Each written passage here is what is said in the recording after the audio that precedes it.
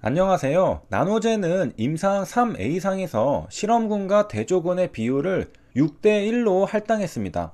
보통 임상시험은 1대1 아니면 2대1로 많이 하죠. 특이하다고 생각해서 화이자 임상시험과 비교해봐야 하겠다고 결심했습니다. 문제가 있다기보다는 궁금한 거죠. 나노제는 실험군에 대한 정보를 많이 얻길 바란 것으로 보입니다. 우리가 저번 시간에 살펴봤듯이 화이자는 2021년 8월 23일자로 FDA 정식 사용 승인을 받았습니다. 긴급 사용 승인이 아니라 정식 사용 승인이죠. 그래서 제목에 당당히 어프로벌이라고 적혀 있는 것을 확인할 수 있습니다. 대상자는 16세 이상 성인입니다. 클릭해 보겠습니다. 화이자 코로나 백신의 이름은 코머너티입니다. 그래서 앞으로 코머너티라는 단어가 많이 보일 텐데 화이자 코로나 백신을 말하는구나 이해하면 됩니다. 화이자 코로나 백신은 FDA로부터 최초로 정식 승인받은 코로나 백신입니다. 최초는 항상 관심이 가고 중요하죠. 다른 코로나 백신들도 화이자가 지나갔던 발자취를 따라 참고하면서 정진할 수 있을 겁니다. 화이자는 2020년 12월 11일에 EUA 긴급 사용 승인을 받았습니다. EUA와 EMA는 이름이 헷갈리죠. EUA의 가운데 U는 유즈로 사용하다는 뜻입니다. 반면에 EMA는 유럽의약품청입니다. 한마디로 유럽의 FDA죠. 화이자 백신은 EUA 긴급 사용 승인을 받았고 미국 전역에 코로나 백신을 롤아웃 할 수 있게 되었습니다. 롤아웃은 코로나 백신을 처음 출시했다는 뜻입니다. 그러니까 EUA를 기점으로 화이자의 코로나 백신은 대중에게 처음 공개가 된 겁니다. 화이자의 레이스가 시작된 것이죠. 주목할 점은 긴급 사용 승인을 받을 때도 화이자는 임상 3상 데이터를 근거로 긴급 사용 승인을 받았습니다.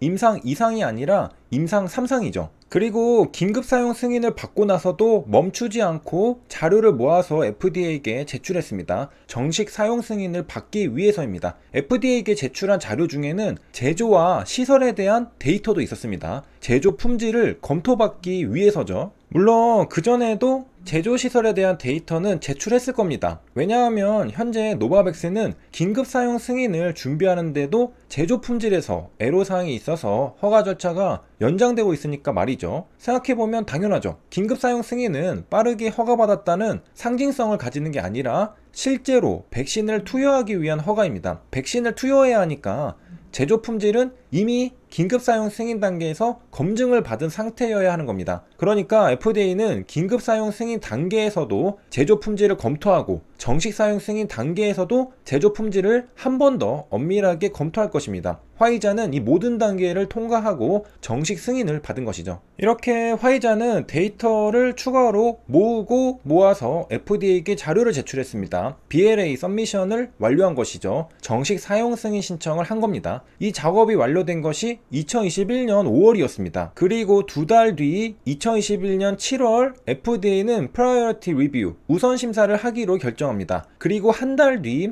8월 23일에 FDA 정식 사용 승인이 나온 것이죠. 이를 통해 굉장히 빠르게 절차가 진행된 걸 알 수 있습니다. 코로나 팬데믹 위기 속에 FDA가 허가 절차에 속도를 낸 걸까요? 아니면 미국 기업의 코로나 백신이라서 속도를 낸 걸까요? 둘 다겠죠. 5월에 신청하고 8월에 허가가 나왔습니다. 3개월 만에 정식 허가가 나온 건데 굉장히 빠르죠. 그리고 한 가지 더 우리가 알 수 있는 사실은 2020년 12월에 긴급 사용 승인을 받고 화이자는 5개월 뒤 BLA 서미션을 완료했다는 겁니다. 곧장 정식 승인 신청을 할 수는 없었다는 겁니다. 데이터를 모아야 했던 시간이 5개월이라고 보면 되겠죠. 왜냐하면 장기 데이터도 필요할 테니까 말이죠. 그리고 2020년 12월에 데이터가 충분했다면 이미 그때 정식 승인 신청을 했겠죠. 데이터가 부족했기 때문에 긴급 승인 신청부터 하고 5개월 동안 자료를 모아서 정식 승인 신청을 완료한 겁니다.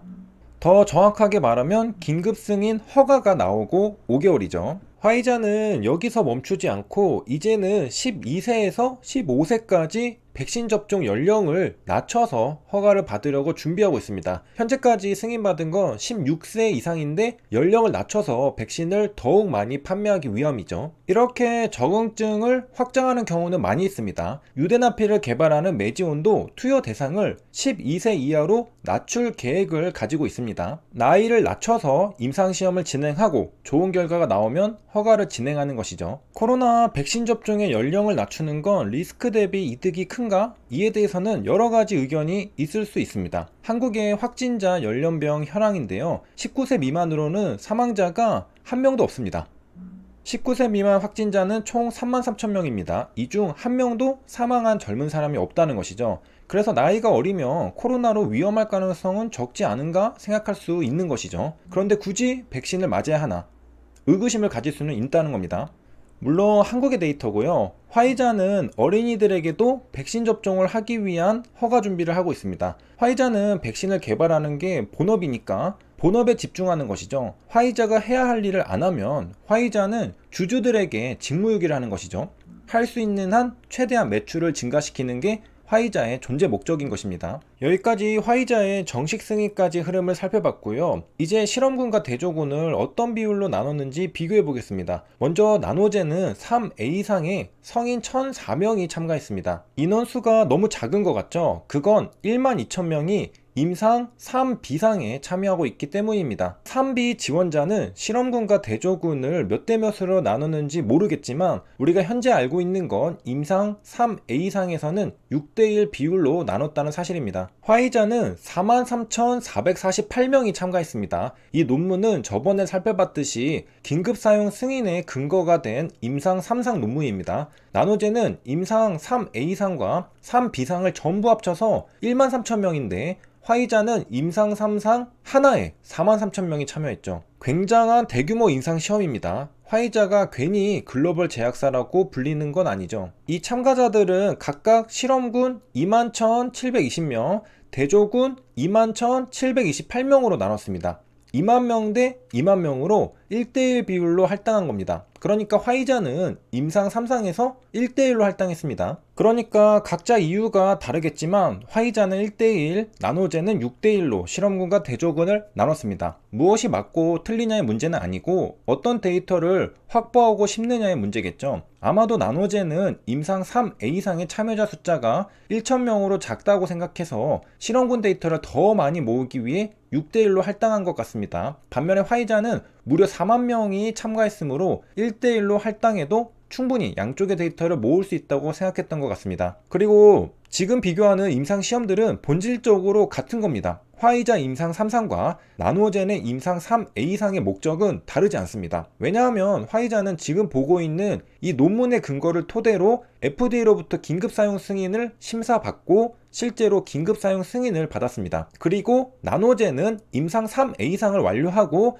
현재 베트남 보건당국으로부터 긴급사용 승인 심사를 받고 있습니다. 임상 3B상은 현재 진행 중인 상태입니다. 그러니까 두 임상시험 모두 자국에서 긴급사용 승인을 받기 위한 근거를 제시하는 임상시험이라는 뜻입니다. 이렇게 해서 이번 시간에는 화이자의 백신 허가 역사와 화이자와 나노젠의 임상시험 디자인의 차이점을 비교해 보았습니다. 화이자는 1대1, 나노젠은 6대1로 할당했습니다. 여기까지 시청해주셔서 감사합니다.